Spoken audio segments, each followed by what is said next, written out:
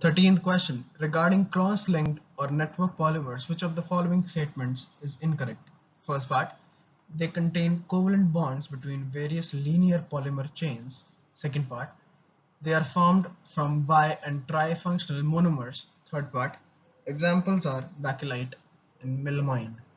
Fourth part, they contain strong covalent bonds in their polymer chains.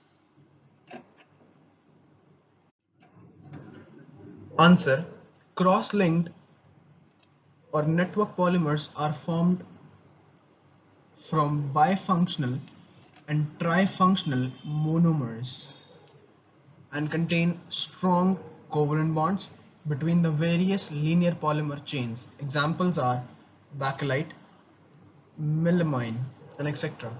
So option 4 is not related to cross-linking. So option 4 should be the correct option.